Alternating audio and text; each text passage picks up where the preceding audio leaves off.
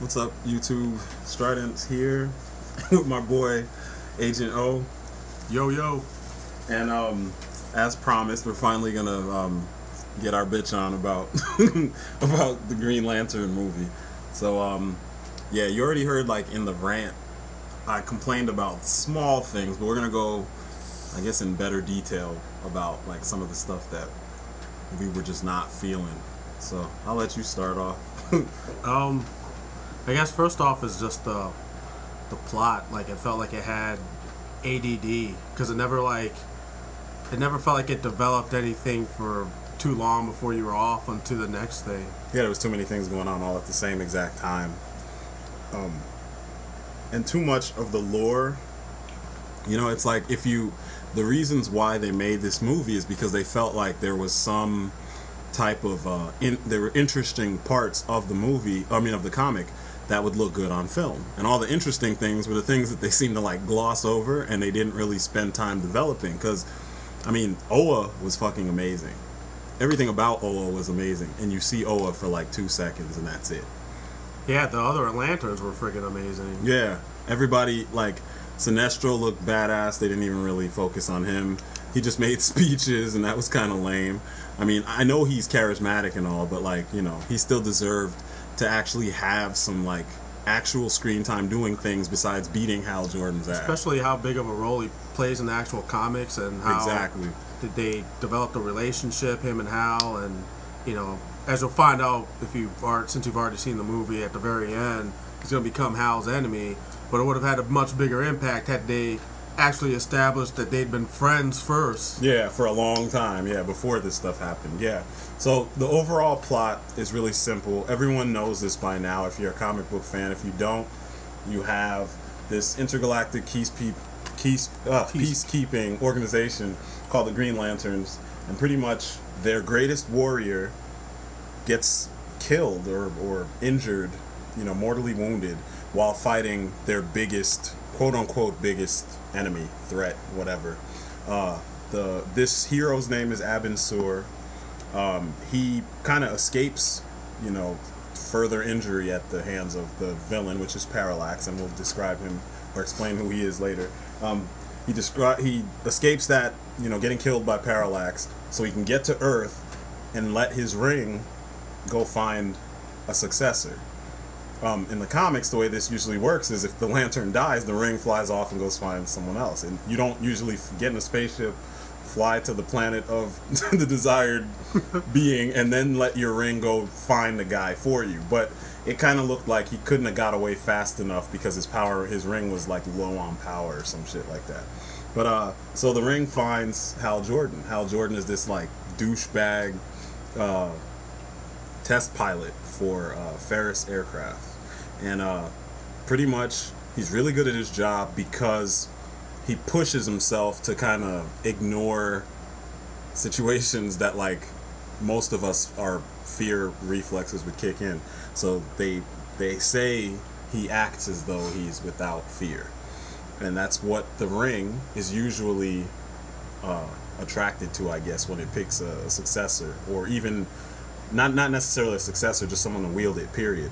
So anyway, Hal has to figure out how to become a Green Lantern and understand how to, you know, learn all the ways of the Green Lanterns and, you know, get his skills up to par so that he can actually all in the course of the movie to fight Parallax. All to fight Parallax.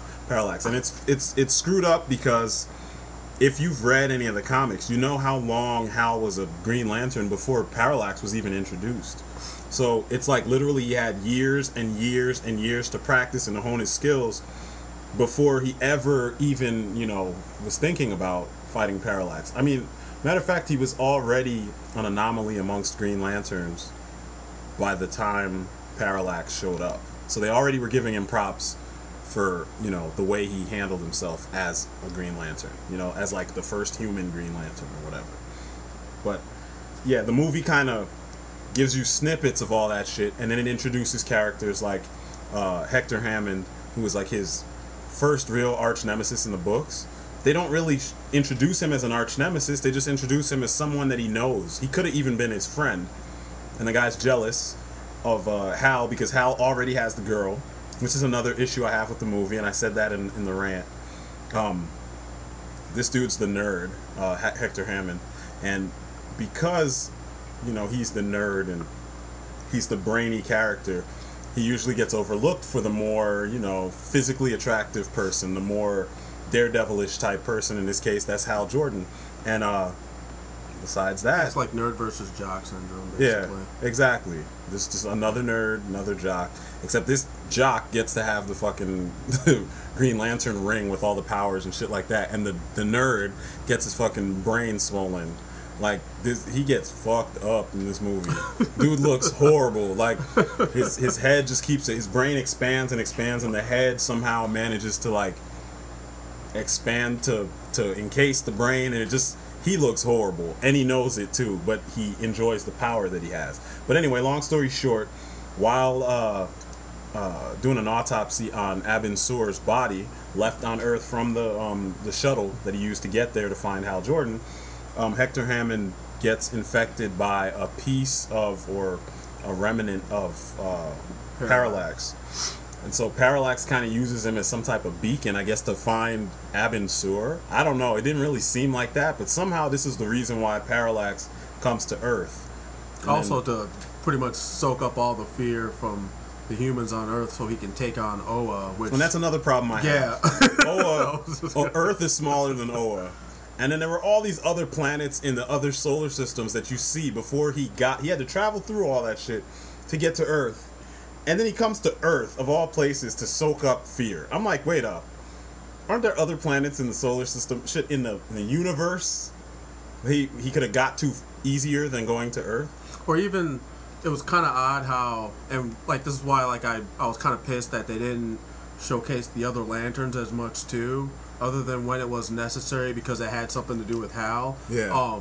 He didn't hit up any of their planets. Yeah, and they found out later on in the movie that he's obviously Parallax is obviously going to come to Oa and kill them all, but they find out that he's not strong enough because he tells you he's not strong enough. Once he's done with Earth, he's coming to Oa. So then, as a preemptive strike, why didn't say half the Green Lanterns that were on Oa? Because there's like 3,000 plus. Yeah, they should have came to Earth. Why did they fly to Earth and fight him because he's not strong enough? Nope, I don't know. They didn't do that. Matter of fact, pretty much they tell Hal Jordan. Sinestro's like, he asks Sinestro, Hal Jordan asks Sinestro, help me save my planet. And Sinestro's like, bitch, you're on your own. in so many words, pretty much. And I'm like, wait a second. He has this speech about his fallen brothers, and they're all Green Lanterns that were, killed by Parallax. And he's talking about proving that the Green Lantern Corps is not weak and that they can defeat any enemy, and that they're united and blah blah blah. Then they get this new Green Lantern, and he's like, fuck you, white boy, you don't belong in the Corps. I mean, he disses him to his face 100%, and then it's just like complete hatred, and you're like, wow, seriously? You just said that you guys are like a brotherhood. Why is it that if Abin Sur chose this guy... he just liked him from the start. Yeah, and I mean, I know that's part of the story, but it wasn't that bad in the comics. In the comics, he was like, I'm going to make you as good as you need to be to actually, do this dude's memory justice. But I mean, doesn't he eventually win him over in the comics? Yeah, in the comics. But you don't see it in the movie. You don't see that in the movie, except at the very end, he calls him a Green Lantern. Like, ooh, pat on the back. And then puts on the yellow ring. Then, yeah, wait, we gotta, save that for the end. Alright, my bad.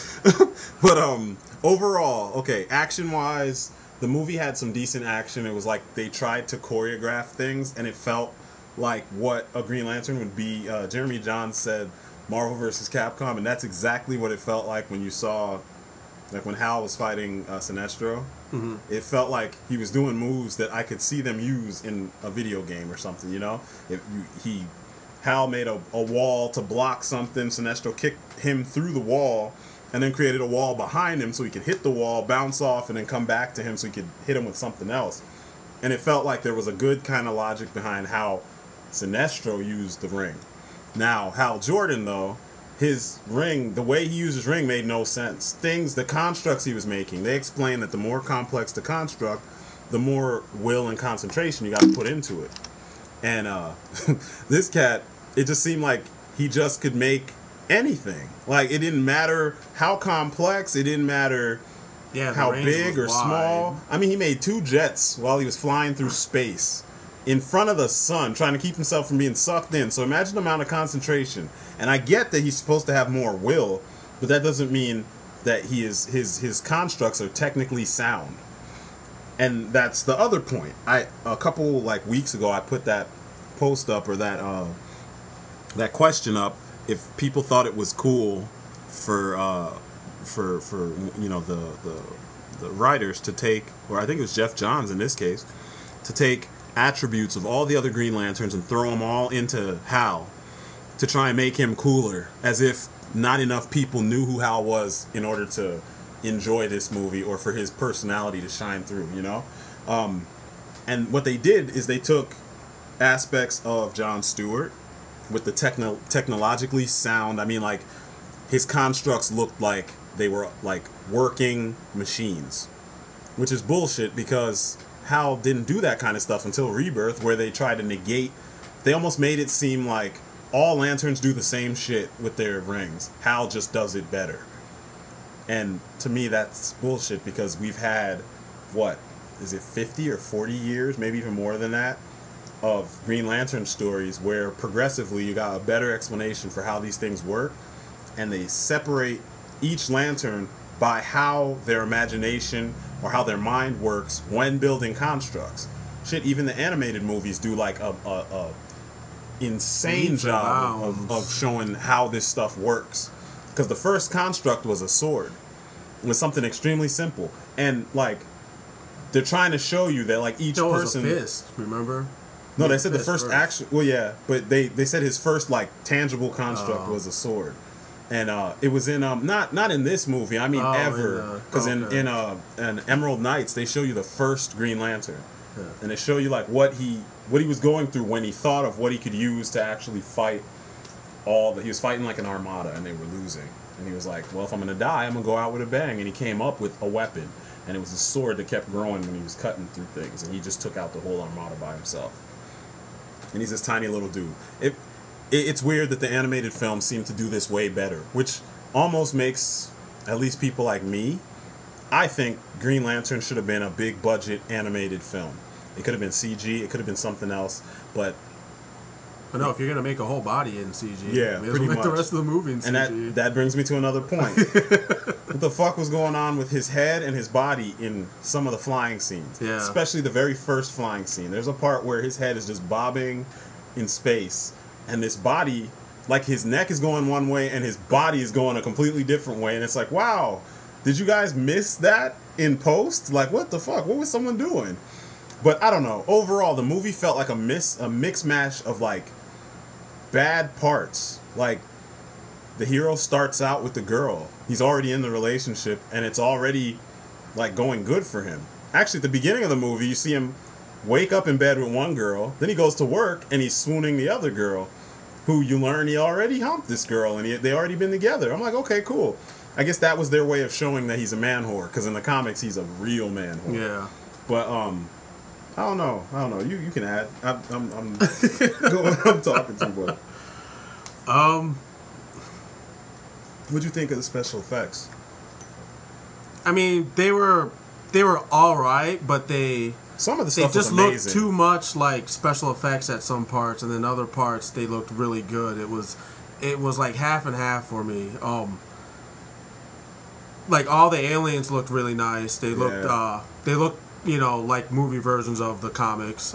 Shit, a lot of them look better. Like, I think every alien in there except for maybe Stell, and like, what's the one guy's name? Hanu, I think his name is. He's the Rock. He's like a turd, like a gray turd in this.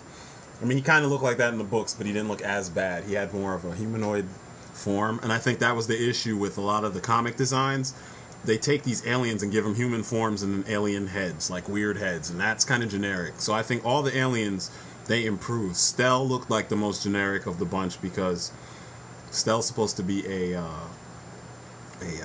sentient, robotic, alien or whatever, techno-organic organism.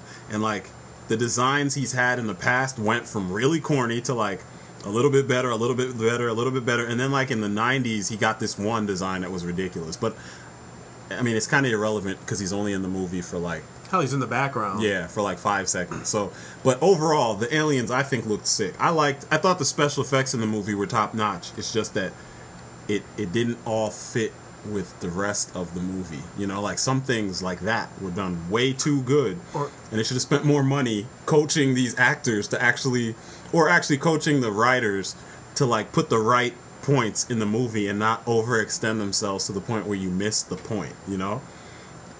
That's how I felt about it, like as far as special effects went, you know, and where they spent their money. You could clearly tell, like the costume was amazing. Like there was so much shit going on at with the costume on its own. The movie could have been you staring at the costume for 2 hours, and you'd always find something else going on, you know. But I don't know, special effects by themselves do not make a movie. So unfortunately, as nice as they were, which was a huge selling point for that movie. Yeah. I'm pretty sure even in 3D, and from what I've heard from everyone who's seen it in 3D, the majority said it's converted 3D. So never go see a converted 3D movie. Yeah, it's not worth it. Not worth it at all. I'll never do it again. After Clash of the Titans, never again. But okay, so then the story. That's my biggest problem with this movie was the story. Yeah, the story was just ass. The story just seemed to be too many aspects that could have been awesome in the when you think about the history of Hal Jordan, and I'm not even a Green Lantern fan, but they glossed over things like the ring gives you so much information and you have to like process it. Or in the beginning of Blackest Night, there was a scene where or no, it wasn't Blackest Night, I think it was Rebirth. Black Hand attacks Green Arrow, and Green Arrow has Hal's ring, and he tries to use Hal's ring, and it like messes him up. He's like struggling to like control himself. Just to make an arrow. Yeah, and all he wants to do is make an arrow because he was out trying to shoot at Black Hand. And then he asks, after they beat the dude, he asks Hal, is that how it feels when you use it? And what's his name is like, yeah, every time I use it, you know, it's like something's burning your soul. But he has the willpower, obviously, to overcome it. So they're trying to show you that it's something that takes immense, you know, concentration and immense mental, fortitude or whatever. And Hal Jordan just doesn't seem like the character that has all that shit, you know? It's like, I don't know. The idea and the actual realization of the idea don't match, you know? He should be like a monk. Or if he's carefree, and they're trying to say because he's carefree, that's why he can do this easily. We need to see that in the film, and you don't really see that in the film. The film just kind of is like, oh, he's Ryan Reynolds. He makes jokes about everything. It just was too much. The romance was lame. It wasn't really much of a romance. It was supposed to be like a rekindling. Yeah, and it just felt lame. Like it was unnecessary. Yeah. The movie did try to do too many things. It wore too many hats, and it didn't wear any of the hats well, except for maybe special effects. I don't know. Parallax itself, like he shouldn't have been in the very first movie. They should have had some otherworldly threat that you know you could use as a jumping point for Hal to learn his powers and learn what it takes to be a Green Lantern. Yeah. Parallax shouldn't have shown up until like the end of the second movie. And that's the funny thing, because it's kind of like how they did with the Blade movies, how he fought the Blood God first, then Reapers, then Dracula. It should have been Reapers, Dracula, and then the Blood God, you know? But it's weird because, like, the whole core, you actually see a scene where Sinestro takes a team of, 10 lanterns or something, and they go to fight a weak version of Parallax. And Parallax rapes him. He beats the shit out, kills a whole bunch of them outright. Just steals their souls.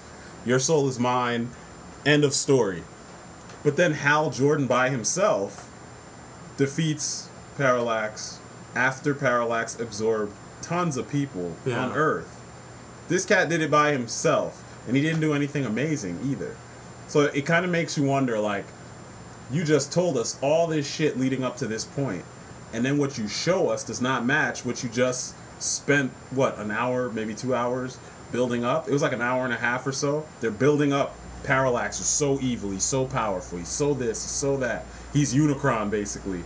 and then one person beats him all by himself. It just was a mess. And Yeah, it would have made more sense if his core speech would have got the rest of the core motivated to go fight with him, and then they all chip in and beat Parallax. Because Parallax. That's what it would happened. be. Yeah. He's supposed to be, fear incarnate or fear in physical entity form. So you can't really ever kill him, but you can beat him off. Yeah, you can overcome him and trap him. And the way they dealt with him in the movie, just throwing him into the sun, was like really lame. Yeah, because he wasn't really a physical. He was like a metaphysical being, and then they burnt him in the sun. It's like, whoa. Apparently, the people writing this didn't understand this stuff, and it sucks because this is Jeff Johns, and he wrote a lot of the comic stuff. And in the comics, he tells you one thing with way more like inclusive explanations for things in some cases, and then in the movie he just gives you like the popcorn version with no explanation. It's like, oh yeah, Hal Jordan is awesome because Hal Jordan needs to save people on Earth because the Lantern Corps is afraid of Parallax and don't want to do anything in space. Like, what? Or I don't know, it's just too many open pieces that like they don't answer why things happen. And then to top all this shit off, at the end they have the fucking audacity to throw in the idea of, okay, wait, I have to explain how we get there. Sinestro pleads to the Guardians in like the end half of the movie, if we're gonna beat fear, we're gonna have to use fear as a weapon, so I can do what you guys couldn't do. Because the overall story is that one of the Owens, Krona, which is a whole nother character. He is Owen, but he's not one of the Guardians in comics. But they made him that for no reason, as if that many people even know who Krona was. Especially casual moviegoers. They have no fucking clue who Krona is in the actual lore. But anyway, Krona, the first time that the Guardians attempted to use fear as a weapon to make another ring, they failed and they were afraid of it. They tried to lock it away, and Krona was like, I can harness it, I can use it. So he tried to use it, and then the shit consumed him. So years later, after he becomes Parallax and all that stuff, Sinestro is talking to the Guardians, and he says, once they reveal who Krona is and that the Parallax is one of them, and that's why they were so afraid and why they don't want to act, he's like, all right, then we're going to have to use the yellow element, which is the fear, as a weapon, and I can use it. And before he gets to use it, Hal Jordan interrupts them. And it's weird because, like I just said, he was about to use it to go to Earth and beat this thing. And then Hal Jordan says, help me. And then they're like, yeah, no. And then they just watch Hal Jordan do all the work by himself. At the end of the movie, for no reason. Now, remember, Sinestro is shown in a hero light in the whole movie. There's no evil in the character. He's just hardcore. For no reason, he takes the yellow ring and becomes like a Yellow Lantern, like Yellow Lantern Sinestro. At the very end of the movie, like the Marvel movies do after the credits. Now, I know some people said they liked the movie and they thought all this stuff was awesome, but like, how does that even make sense given the story that you just watched? How would it make sense for you, even if you're a fan of Green Lantern and you like the movie, you've read the comics, that wouldn't even make sense to you if you were all those things and you saw it in the movie, because there was no reason for it, for him to do it, other than maybe he wants power. I mean, they're going to have to do a bang-up job explaining it if they do a sequel. Yep. It doesn't make sense. It makes no sense. I don't know. It just, the movie, like I said, it's a mess. And I can see why a lot of the critics are just like, wow, I sat here for an hour and some change, almost 2 hours, just to have my intelligence insulted with this loud-ass light show of a film that has the Green Lantern name stamped on it, There's no mention of the other Green Lanterns of Earth. And I know it's supposed to be like later on, or, it's supposed to be a different version of this story, but you don't even see Jon Stewart. If you do, the version that they showed you is kind of an ass, and it makes no sense, and it's kind of disrespect, which I'm glad they didn't name the character in the movie. But I mean, if you think about it, it's the only black guy you're going to see in the whole movie that's not a goon or like a FBI agent, and he didn't seem like, he probably died in that scene. because somebody got punched through a brick wall Yeah. and straight up They died. all should have been in traction or something. Yeah. I did like though how they threw in Amanda Waller. Yeah, If she was anybody's cool. ever watched the JLU cartoon, you know, and Angela Bassett was a good choice. I mean, I always felt she should have been Storm, but she makes a good Amanda Waller. Even though she didn't do it, it was Yeah. doctor, Yeah, not director. if DC was smart, they would have her back in the other movies. Yeah, But they probably won't. So yeah. it was yeah. at least it was cool to see her in that. Yep. She gets handled. Oh, she gets handled so bad. But I don't know. Overall, the movie feels like, it's just several parts that just don't match. And if they had focused on one of those three stories that was going on, you know, Hal becoming a Green Lantern and then fighting a threat, a big threat, along with the Corps, or, you know, Hal becoming a Green Lantern and then dealing with his relationship stuff, or actually it's like 4 stories. Hal defeating, or, you know, finding and defeating and helping Hector Hammond, and then Parallax. If they had focused on one of those things, and you know, which 3 of them would be real boring. They'd have to be side stories. But like the Parallax part should have been a build up to the end of all of this stuff. Because if you notice, in the animated films, we've yet to see Parallax. You've heard about Parallax, but you've never seen him.